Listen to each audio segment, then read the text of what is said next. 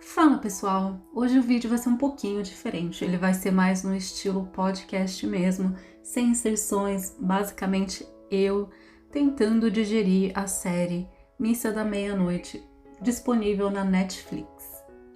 A série estreou na semana passada ou retrasada, se eu não me engano. Fiquei um pouquinho perdida nas datas porque foi muito conteúdo, mas ela foi escrita e dirigida por Mike Flanagan, que também já é conhecido da casa por A Maldição da Residência Hill, a Residência Bly Manor, Jogo Perigoso e também pela excelente adaptação de Doutor Sono que foi para os cinemas. Basicamente, a série Missa da Meia-Noite acompanha a história, né, de uma ilha isolada que já está se transformando numa cidade fantasma e que está enfrentando alguns mistérios. E esses mistérios começam a ficar ainda mais estranhos depois do aparecimento de um novo padre e do retorno para casa de um jovem que passou por um grande trauma, foi responsável aí por um acidente e ele está voltando para casa. Então você vai entrar nessa ilha com o olhar dele. Só que conforme a série vai andando, o olhar dele é transferido para Erin, que é seu par lá, a Kate Siegel, que eu acho que é a musa do Mike Flanagan, ela sempre tá nas séries dele, sempre tá nos filmes dele. E nisso, você achando que vai ver ali uma série meio de terror ou uma série tipo Maldição da Residência Hill, acaba se deparando com uma série que busca discutir diferentes visões sobre espiritualidade, religião, crenças, ciência. Basicamente, ela questiona a natureza da nossa realidade e as nossas crenças. E aí eu acho que é nesse ponto que muita gente acabou ficando ou um pouco perdida ou um pouco decepcionada, ou então às vezes até um pouco ofendida pela forma como ele coloca ali a religião. E muita gente também sentiu que a série estava devagar demais, demora para engatar, muitos monólogos, muitos diálogos, ela poderia ter ido mais rápido, enfim. Teve bastante gente que ficou bem decepcionada com a série. Eu normalmente, quando vejo o nome do Mike Flanagan em alguma coisa, já pego para apertar o play, porque eu gosto muito desse uso que ele faz da linguagem do terror para falar sobre os nossos dramas, para falar dos nossos fantasmas, de coisas que nos assombram, não necessariamente como uma entidade, né, assombrosa, uma entidade realmente, sei lá, de ectoplasma, não sei, mas como algo que nos persegue. Pode ser uma memória, pode ser o desconhecido, pode ser uma crença, pode ser um trauma, podem ser várias coisas. Então eu acho que ele consegue trazer essa riqueza do terror. Faz um bom tempo que eu não falo de filmes de terror, faz um bom tempo que eu não assisto nada, né, com essa tensão do terror. A última vez que eu vi algo que realmente valeu muito a pena foi o Farol, mas eu acho que o terror ele é muito rico para poder falar dos nossos maiores traumas, dos nossos maiores temores. A linguagem do terror consegue trabalhar bem o simbólico e eu estava sentindo falta disso, tá?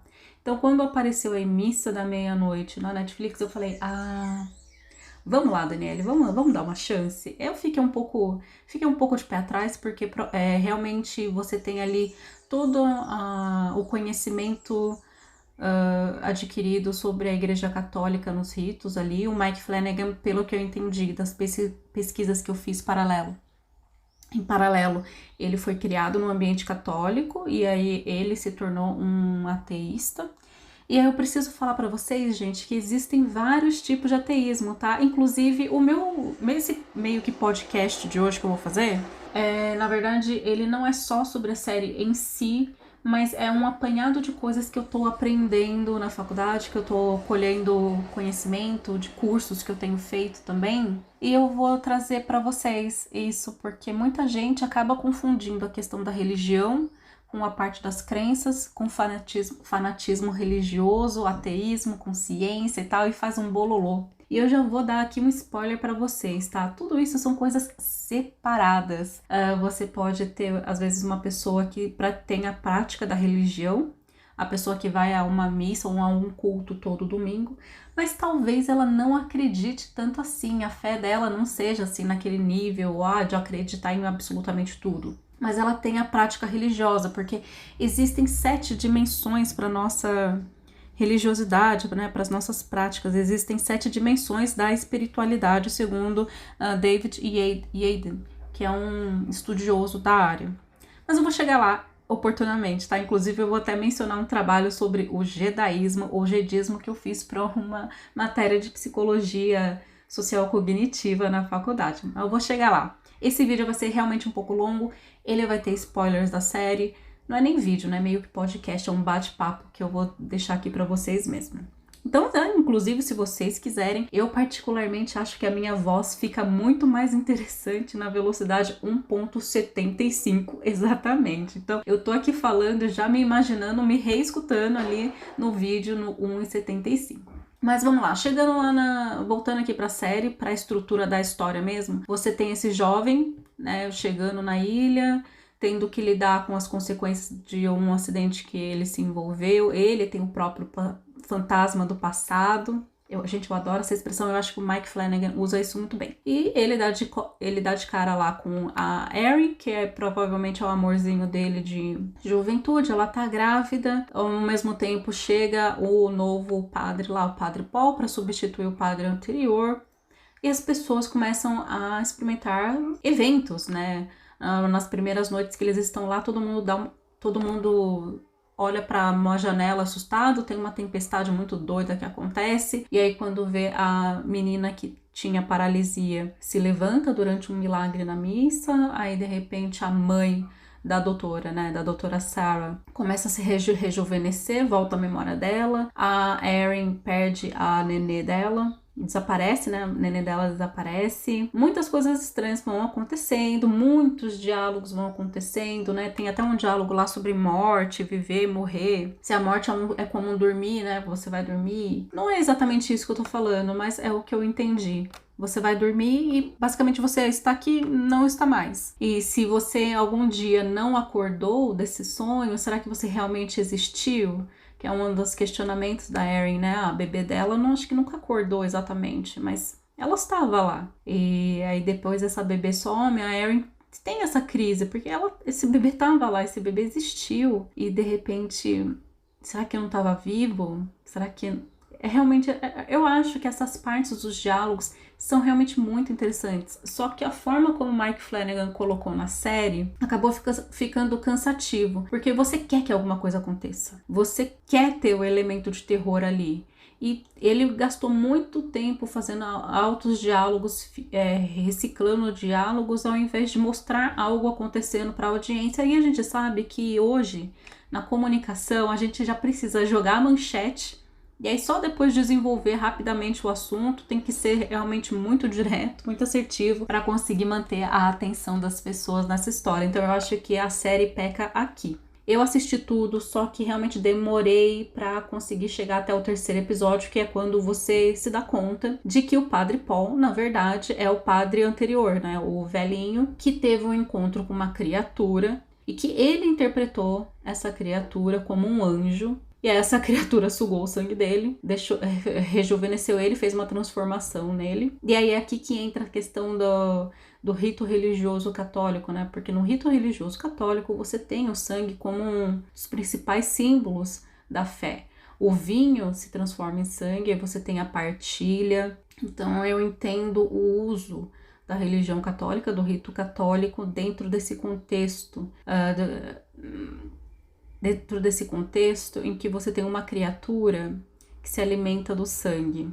E aí você tem um religioso interpretando a existência dessa criatura, adaptando a existência dessa criatura para o seu sistema de crença, para o seu sistema religioso. Porque aí agora eu vou entrar na questão da crença. A crença, gente, é uma forma como qualquer pessoa, tá? É a forma como o nosso cérebro usa para entender e navegar o mundo. Elas são representações mentais de formas como o nosso cérebro espera que as coisas no ambiente se comportem. Todos nós temos um sistema de crenças. O nosso cérebro é um órgão pequeno, mas que ele gasta 20 a 25% da energia do nosso corpo. Então é preciso que ele seja eficiente na conservação de energia.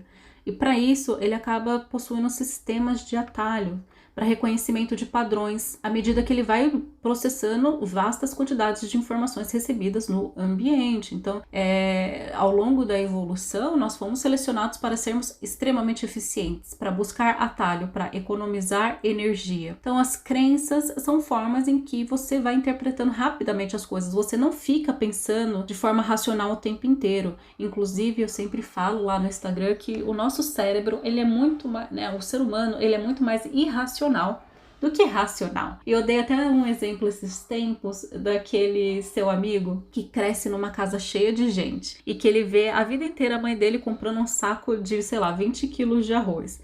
E aí, de repente, esse seu amigo vai para a faculdade e ele vai morar sozinho e ele continua comprando sacos todo mês, sacos de 20 quilos de arroz. Sendo que ele não vai comer tudo aquilo, né, no tempo. Só que o que acontece? Ele cresceu naquele ambiente. Ele não parou para pensar que ele não precisa mais comprar saco de 20 quilos de arroz. Ele poderia comprar saco de 1 quilo, não sei nem se não consumo arroz, mas dá para entender. A gente meio que vive no piloto automático, a nossa tendência é essa. Inclusive os praticantes de mindfulness sabem que a gente vive no piloto automático, que existe essa vantagem da economia de energia.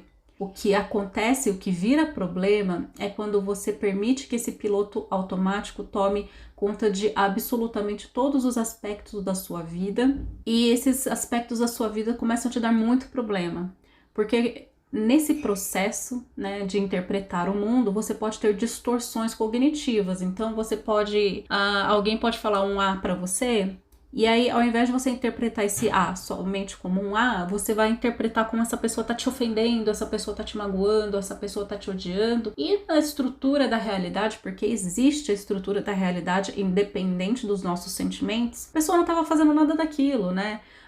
Inclusive, eu estudo bastante modelo cognitivo, TCC, e eu enxergo o terapeuta e o paciente como cientistas. O terapeuta é aquele cientista que está tentando buscar pela verdade, buscar pela realidade, e ele vai ensinar o caminho para que o paciente dele possa encontrar essas ferramentas, possa usar essas ferramentas para buscar aquilo que é mais próximo da realidade, porque até mesmo os cientistas não estão isentos de ter os seus viés. E conforme você vai estudando essa questão de crenças, desde que você nasceu, tá? Você tá adquirindo suas crenças, você tá adquirindo formas e padrões de interpretar o mundo, as suas interações com o ambiente reforçam as suas visões de mundo. Então é muito difícil você não ter um viés, né? Você não ter um direcionamento para interpretar. E as crenças, elas buscam reforçamento. Então ela sempre não tá buscando pistas para você reforçar aquilo que você já crê. Então uma pessoa que crê muito em sinais, ela vai enxergar um arco-íris.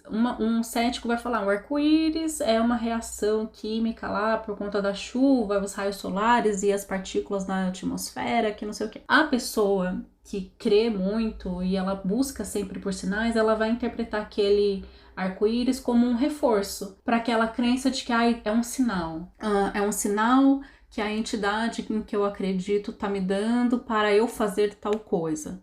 Ela está interpretando a realidade de uma forma, a estrutura tem um arco-íris ali. Aí uma pessoa vai enxergar de um jeito, a outra pessoa vai enxergar de outro. E é mais ou menos isso que eu acho que aconteceu aqui no caso do Padre Paul. Ele encontrou uma criatura, você não tem grandes explicações dessa criatura, ele encontrou essa criatura, e aí dentro do sistema de crenças dele, né, sobre que existe Deus, que existem anjos, ele interpretou a existência dessa criatura como um anjo caído, e aí cai, né, entra nessa questão de que esse anjo caído usa o sangue como elemento transformador. Então ele encaixou isso dentro dos sistemas de crenças dele. Eu, Daniela, assistindo, eu falei, meu Deus, aquilo ali é um vampiro, meu senhor, como assim? Só que aquilo, ele interpreta como um milagre. O Padre Paul é um crente, todos somos crentes, e aí dentro do sistema de crença dele, ele foi um crente religioso, né, na estrutura religiosa que ele entendeu. E com isso ele voltou para a paróquia dele, compartilhou esse conhecimento ali com a Beverly, que ela representa o elemento fanático. Eu acho que muita gente ficou insatisfeita porque queria que ele batesse na religião, que ele batesse nos crentes, que ele batesse em quem tem a estrutura espiritual, né? Muita gente disse que ficou decepcionada com isso, justamente por ele ser ateu, as pessoas acharam que no final ele ia detonar com a religião. Mas eu achei que ele foi muito coerente, porque eu não acho que ele seja um ateu militante, tá? Existem vários tipos de ateísmo. Você tem o ateu convicto, você tem o ateu que não é tão convicto assim, mas ele não quer ficar pensando muito no assunto. Você tem aquele ateu militante, né, que eu não acredito e eu acho que você não tem que acreditar também, eu preciso mostrar para as pessoas a verdade. Eu não acho que o Mike Flanagan entra nessa questão. Então, voltando aqui, o Padre Paul volta lá, a Beverly é uma fanática, ela é uma pessoa que ela tem uma estrutura bem rígida, e aqui que entra a questão do fanatismo. Não é exatamente com uma religião apenas, né? As pessoas têm mania de achar que é só crente fanático. Aqui no Brasil a gente tem essa ideia do crente fanático. Que quando a pessoa fala isso, ela tá falando de uma forma meio pejorativa sobre quem tem uma fé protestante e que é mais pega firme, né, na religião. E não é bem assim, tá? Você pode ter muito fanático de tudo quanto é jeito. Fanático que acredita na Terra plana e... enfim, coisas nesse sentido. E o que acontece aqui, gente, é que o fanatismo ele é criado em cima de um sistema muito rígido de crenças. Muito rígido. Todos nós temos os sistemas de padronização. Algumas pessoas conseguem ser um pouco mais flexíveis. A partir de evidências contrárias, elas se permitem mudar de ideia e elas permitem tentar enxergar a coisa de uma forma diferente. Outras pessoas têm um sistema extremamente rígido e nesse sentido até mesmo cientistas podem cair nesse esquema, né? Eles podem ficar estudando um assunto por anos e cair na armadilha de achar que só eles sabem a verdade. Aí quando aparece uma evidência melhor que não colabora com aquilo que ele acredita, e ele surta, ou então ele fala que tá todo mundo mentindo, ele vai desviar e contornar absolutamente tudo aquilo que você falou pra ele. Ele vai falar, não, você tá mentindo e o que é verdade é aquilo que eu sei, é aquilo que eu acredito. Então o fanatismo entra nessa questão. Aqui, a questão é que o Mike Flanagan escolheu a figura mais fácil, que é a figura da fanática religiosa, que ela tem que ter uma estrutura muito rígida de crenças, estrutura rígida da realidade para ela se sentir segura e para ela navegar no mundo. Coisa vai, coisa vem, umas pessoas desaparecem, reaparecem, aí o Padre Paul transforma o Riley em vampiro, o Riley vai lá, conta pra Erin, pede para ela fugir, mas a Erin tem aquela conexão emocional com a ilha, com as pessoas na ilha, ela procura a doutora Sarah. A doutora Sarah está investigando a questão por conta e aí você tem a visão de uma pessoa com uma visão científica da estrutura da realidade. Então ela dá lá umas explicações científicas sobre por que existe gente que consome sangue, por que está rejuvenescendo e por que né, no sol entra em combustão. Ela com a mãe da Sarah, que eu esqueci o nome, a Erin com a mãe da Sarah e a Sarah decidem ir lá na missa da meia-noite, porque nisso o Padre Paul e a Beverly conseguiram recrutar uma série de fiéis, pessoas que participavam daquela religião, que testemunharam o milagre, né, de se levantar da menininha que era paraplégica. Eu esqueci o nome dela, Lisa, eu acho, né? Viram aquele milagre da Lisa se levantar e tal, conseguiram rebanhar o grupo de pessoas naquela ilha para eles transformarem todo mundo, para eles apresentarem o milagre.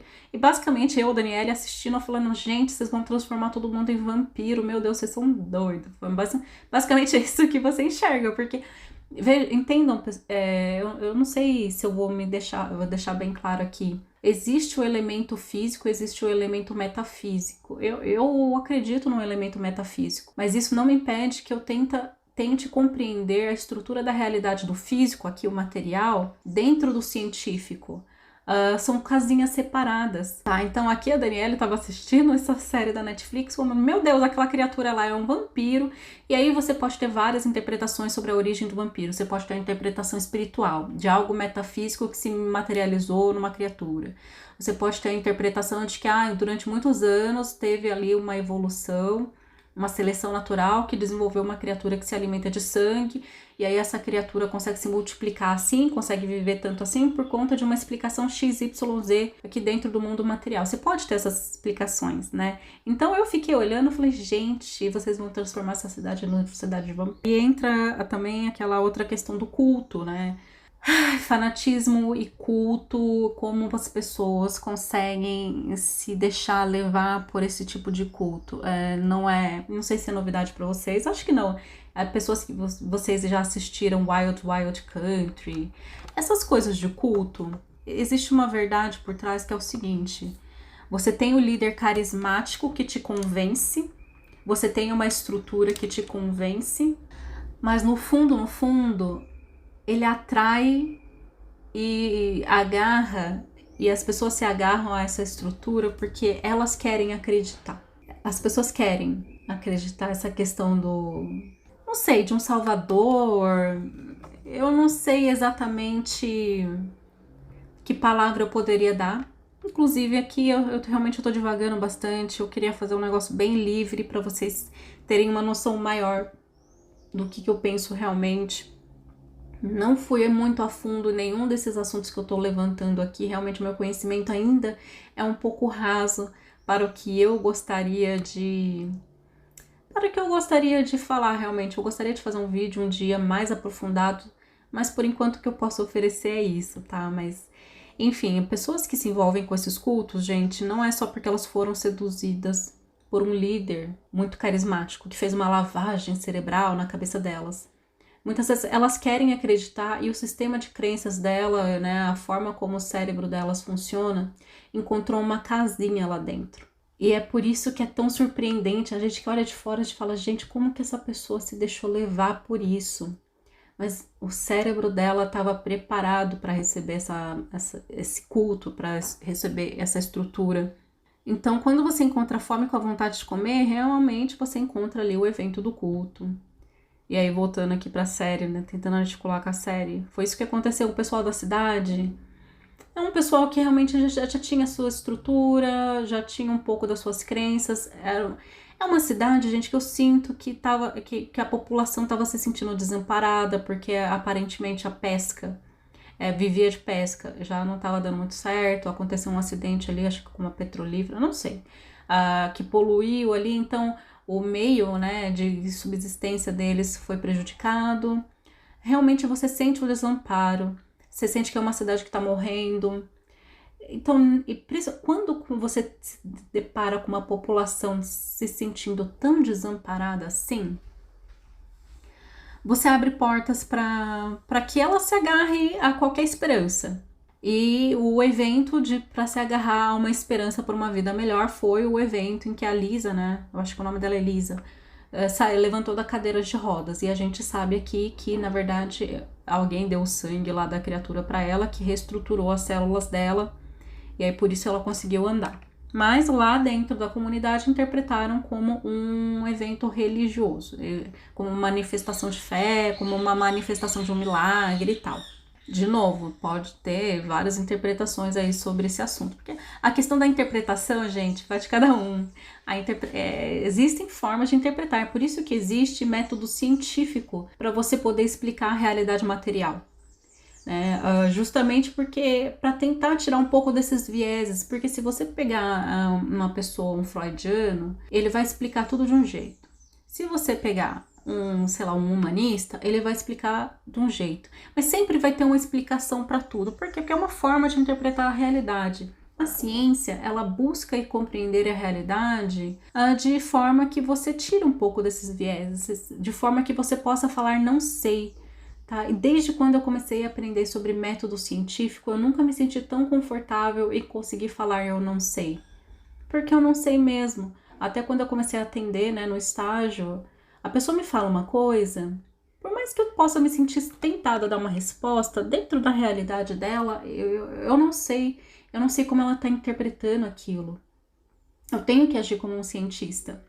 E o cientista, ele quer respostas para o mundo natural, né? Para o mundo da matéria, mas ele não quer qualquer resposta. Ele quer chegar numa resposta baseada em evidência. Ele quer poder replicar aquela descoberta que alguém já fez. Ele quer diminuir as margens de erro, né? É isso que o método científico fala. Muita gente, às vezes a gente fala, tal coisa não é científica. E aí a pessoa se sente ofendida. Como assim tal coisa não é científica? Acho que por um desconhecimento do método científico, o que é e para que serve a ciência, qual é o papel dela aqui, as pessoas acabam dando uma visão muito passional em cima da ciência e uma visão quase espiritual, quase simbólica espiritual, não sei, de culto à ciência, como se ela fosse um elemento, um totem, né? Como se ela fosse um elemento sagrado, detentora das verdades.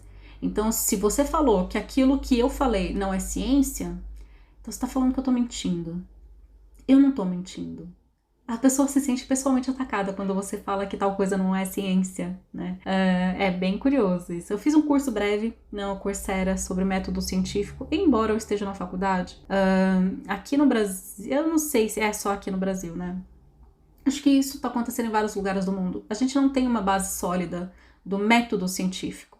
Você aprende na escola que ciência é aquela lista de fatos que o professor de biologia está te passando.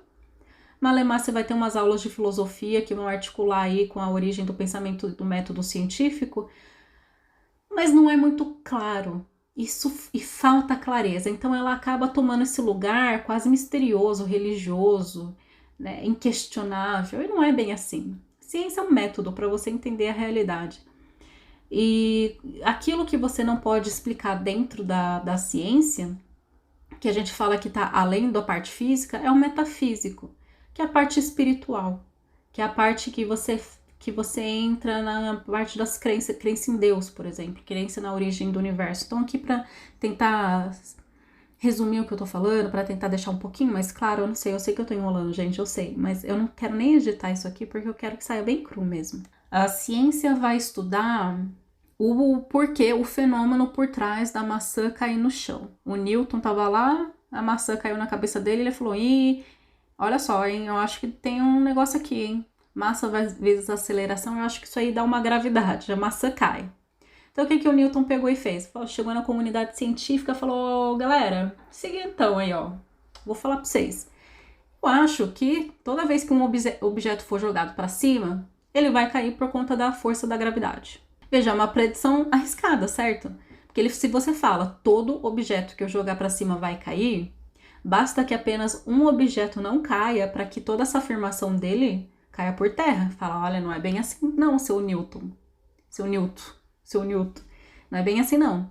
Mas ele pegou e ele fez essa afirmação.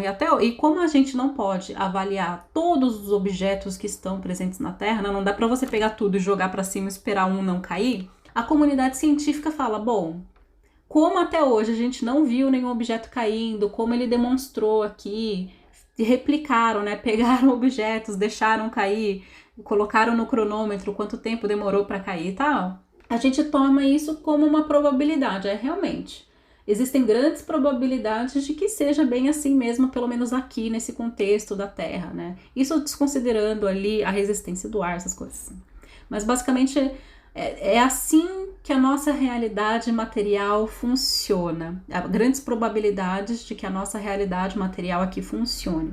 E aí, nesse mesmo esquema, você entra aí nessa questão das estrelas, do Sol, do universo, da poeira estelar, né? Que existe aí um grande consenso, né? De que nós somos feitos da poeira das estrelas. Outra coisa, o metafísico vai além.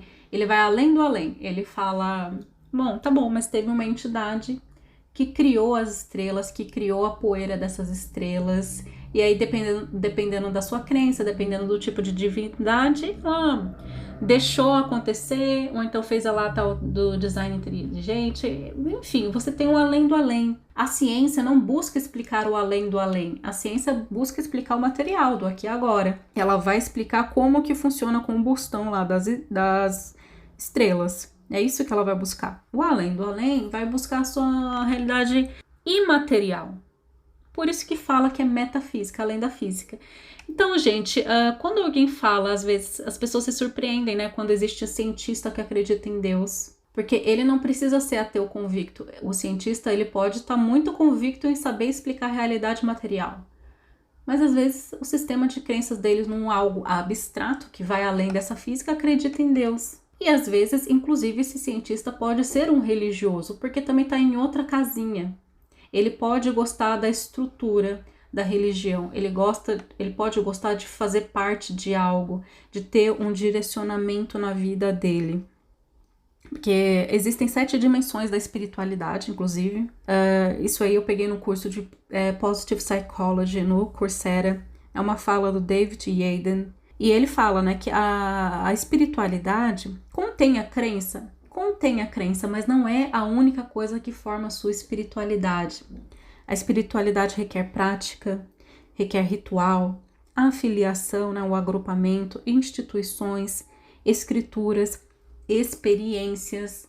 A crença é apenas uma dessas dimensões. Então você pode ter alguém que não crê tanto, mas que ela faz a prática de todos os outros, né? Estuda as escrituras, participa de uma instituição, tem uma afiliação, ela faz os rituais, né? Então, realmente é muito mais rico do que isso. Você pode ter cientistas que são religiosos.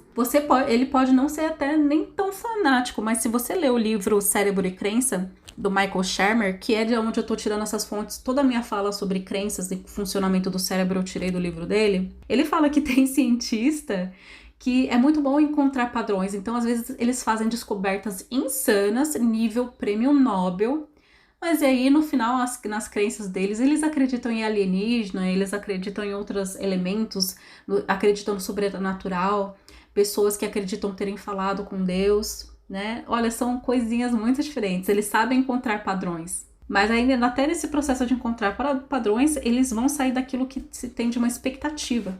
Nem todo cientista não é neutro. Por mais que você entenda que, os cientistas vão ser ótimos em ter poucas crenças neutras e que eles vão conseguir mudar de ideia, não é bem assim que o cérebro funciona. Nós somos animais, né? E, bom, e aí voltando aqui para esse negócio das 7 dimensões da espiritualidade, para vocês verem como que é um negócio tão diferente, eu vou comentar brevemente esse trabalho que eu fiz sobre o jedaísmo. Eu não sei se vocês conhecem, existe uma religião hoje reconhecida, pelo menos no estado do Texas, nos Estados Unidos, que é o jedaísmo, que é uma religião baseada, né, inspirada nos elementos do filme Star Wars.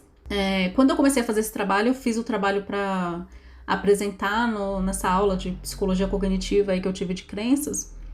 A expectativa inicial é que a gente fosse encontrar um grupo de pessoas que acreditam no mestre Yoda ou que acreditam numa divindade, e aí a partir daí elas criaram o jedaísmo. E conforme eu fui pesquisando melhor, e aí eu fui entendendo essa questão das 7 dimensões da crença, né, das dimensões da crença, da religião, né, da espiritualidade, não é bem assim. Pode ser que tenha um ou outro que acredita aí no mestre Yoda da vida, não sei. Mas o jedaísmo, ele é muito mais trabalhado num conceito atual, contemporâneo de espiritualidade, que é muito mais voltado para prática, rituais e afiliação, experiências. Então você vai ver que muitos dos adeptos ao jedaísmo trabalham muito com o mindfulness, que é o aqui e agora, porque o George Lucas usou o taoísmo, usou zen budismo, usou tudo isso para criar a estrutura dos mestres Jedi no filme. E aí as pessoas pegaram esses elementos e aí você tem ali a parte da identificação, afiliação e instituições. As pessoas pegaram esses elementos que criavam uma identificação do grupo para criar uma prática para elas. É claro que muita gente se diz jedista, na alegria, né? Eu sou jedista, né? Quer ser o rebelde, aí tem que assinar lá no IBGE a religião dele. Aí quer saber? Cansei, não quero assinar que eu sou qualquer outra coisa. Vou falar que eu sou Jedi. Eu sei que tem muita gente. Meu ex, inclusive, ele te colocava lá no Facebook dele, a religião dele era Jedi. Eu lembro disso até hoje, porque eu achei muito curioso. E tem, mas veja, até mesmo para aquelas pessoas que não acreditam no Mestre Yoda, você tem ali um elemento de identificação com o grupo, em torno dos mesmos elementos. Você tem a prática e eles têm credo, eles têm orações. Se vocês tiverem uma curiosidade, vocês têm uma igreja Jedi, The Jedi Church, que é justamente essa aí que foi reconhecida como religião lá no Texas. E se vocês entraram, eles repetem, tem os dogmas deles, eles têm as crenças deles, eles têm, emoção e paz, ignorância mais conhecimento, paixão mais serenidade, caos mais harmonia, morte mais a força. E algumas dessas estruturas, alguns membros desses grupos acreditam sim que existe uma entidade, existe um algo além que se chama a força, eles dão o nome de força, mas veja, se você pegar ali nessas estruturas religiosas mais atuais, contemporâneas, New Age e tal, você tem gente que acredita no grande universo, no grande isso, né, ou então algumas pessoas que dão até o nome de Deus para todos esses fenômenos que estão ao nosso redor, sabe? É muito parecida. É muito parecido. Olha só, um dos cânones, ó, há duas versões dos cânones para o judaísmo. Não há emoção, há paz. Não há ignorância, há conhecimento. Não há paixão, há serenidade. Não há caos, há harmonia. Não há morte, há força.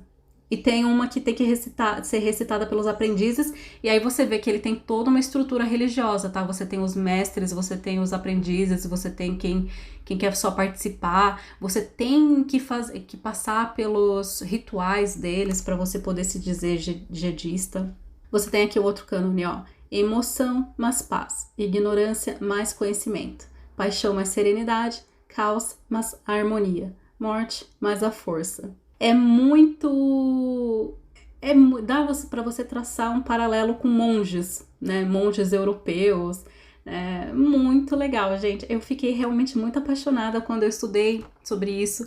Eu entrei no Reddit para ver se eu achava alguma coisa. Eu vi muitos depoimentos de jovens rapazes falando que o judaísmo, a filosofia de vida no aqui e agora, né, que você tem dessa ideia do mindfulness, inclusive mindfulness é uma grande prática no judaísmo, eles encontraram um grande coping para situações da vida, para entender a morte, para entender coisas que acontecem com eles, para buscar uma forma de regulação emocional, né?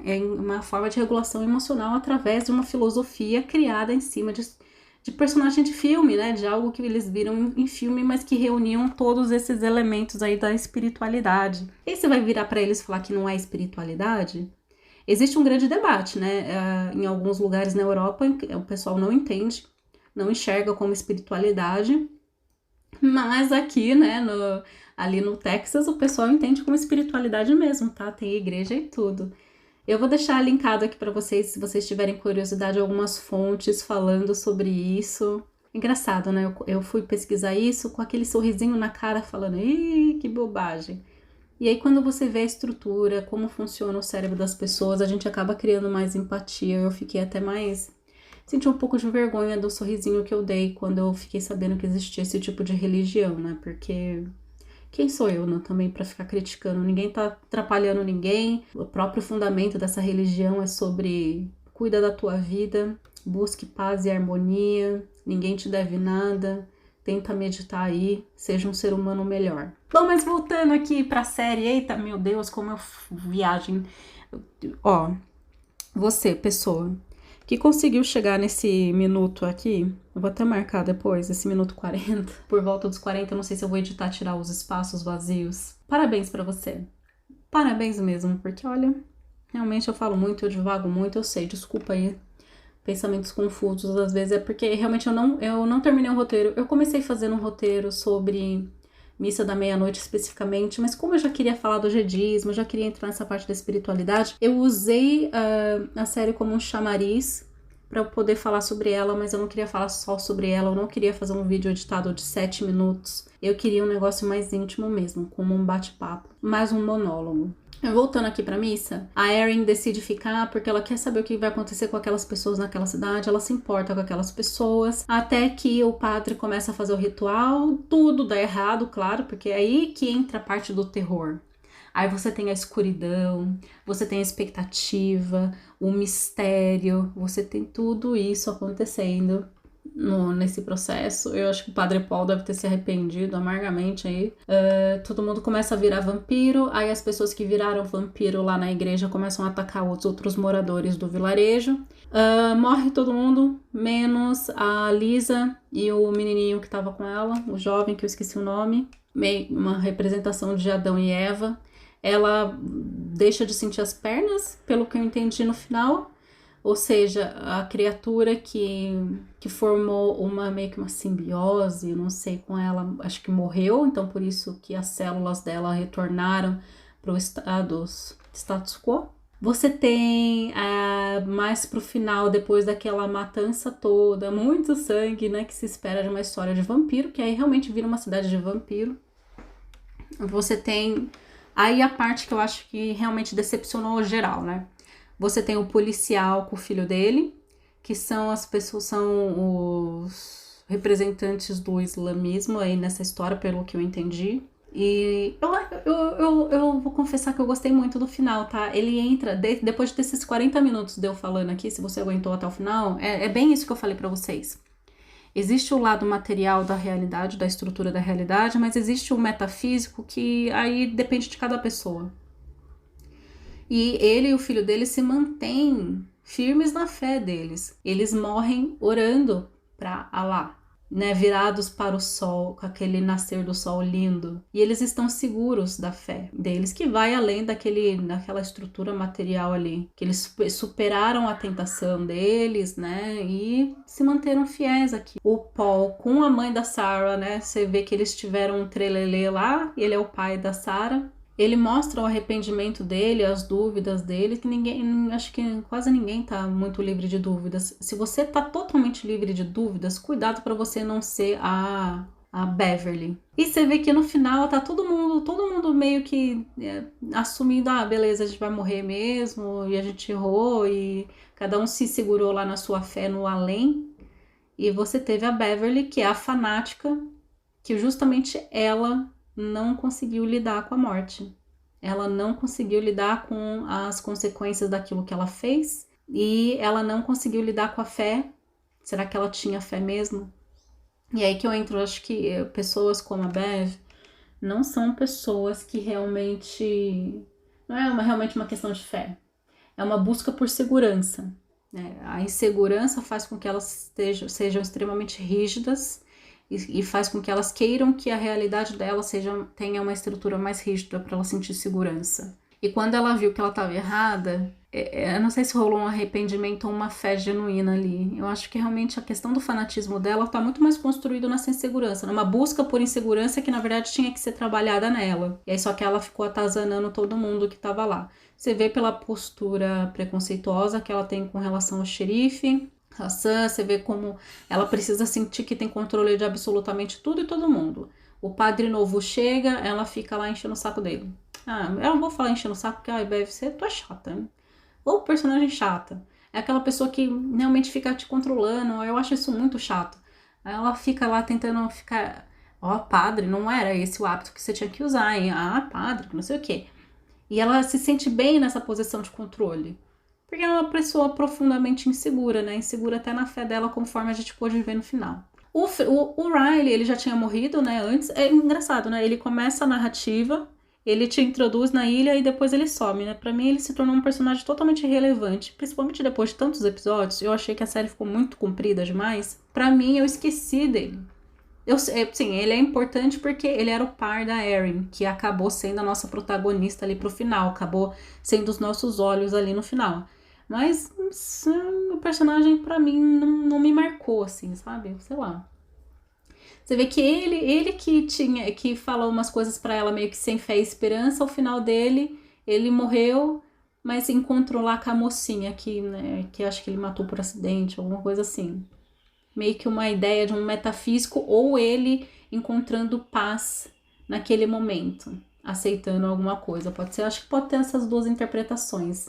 Ou ele realmente encontrou a moça num espaço além, ou aquilo é uma representação do sentimento de paz que ele sentiu por finalmente ter feito alguma coisa certa e que finalmente tá deixando aquele mundo, tá? A consciência dele tava pesando demais, não sei. E no final você tem ali todo o diálogo, toda a exposição da Erin pra ele, que já morreu, enquanto ela tá morrendo, ela fala toda a exposição dela sobre o que ela acredita, sobre o além, sobre tudo, a visão dela de mundo, e ela me solta um diálogo que foi muito a cara de Carl Sagan, gente. Eu acho que aí no final, foi mais a visão do Mike Flanagan, e ele usou a personagem pra fazer a interpretação dele. Ele não é anti-religião, ele não é anti-crença, ele não é anti-coisa. Ele é um ateísta que entende, provavelmente, que a realidade material já tem a sua dose mágica. Já é um tipo de espiritualidade. E nesse sentido, o Carl Sagan, que é o grande propagador da ciência, né? Que fez aquele documentário Cosmos, que fala, né, que nós somos feitos de estrelas. O próprio Carl Sagan, ele entende o estudo da ciência, a compreensão do universo como uma experiência espiritual. Eu tô até lendo aqui uma fala dele num artigo aqui. Se tiver errado, alguém me corrija, por favor. Ele fala que o espírito vem da palavra latim respirar, ou to breathe, ar, alguma coisa assim. E to breathe, respirar, tem a ver com ar, e o ar é uma matéria. Embora seja uma matéria muito fininha, né, muito pequena. Então o espiritual não precisa ser só aquela coisa que é no além. O espiritual também pode estar relacionado à matéria. Ou seja, pode entrar no ramo da ciência, pode entrar na casinha da ciência, né, por assim dizer. Ele fala que a ciência não só é compatível com a espiritualidade, como é uma fonte de espiritualidade. Reconhecer a imensidão da luz, das eras que já passaram, a beleza e a brevidade da vida, o senso de humildade perante esse universo, né? Eu acho que eu já vi ele falando também que a Terra é só uma poeira no espaço, é um pontinho. Mas é a nossa casa, é o nosso pontinho. Então eu acho que ele entra nesse espaço aqui. Eu acho que o discurso final da Erin representa muito essa ideia de que realmente você se sentir em conexão com toda essa experiência no universo, dentro do conceito material, né, científico, também é uma fonte grande de espiritualidade, não invalida, né? Eu não acho que no final das contas o Mike Flanagan, eu não sei o que ele falou sobre isso, exatamente as palavras dele, tá? Mas pelo que eu senti da série, eu não acho que ele quis bater na Igreja Católica. Eu não acho que ele quis bater em pessoas que têm as suas crenças e têm as suas religiões. E eu não acho que ele quis militar a favor do ateísmo. Eu acho que ele quis fazer uma apresentação de vários elementos da experiência humana dentro dessa série. A única questão é que o meio que ele usou para fazer isso acabou ou induzindo a erro ou criou uma certa expectativa que não entregou. E querendo ou não, boa parte da nossa experiência em cima desses programas, dessas séries, ela tá muito baseada no pôster e na expectativa que a gente já tem dos diretores. Então eu acho que no final não entregou. Mas eu no final, assim, eu gostei da série. Eu acho que ela fez um bom papel de mostrar como que é essa experiência do espiritual, no sentido Carl Sagan de dizer. Se você tem curiosidade sobre esses elementos, né, eu sugiro que vocês deem uma lida em O Mundo Assombrado pelos Demônios, do Carl Sagan.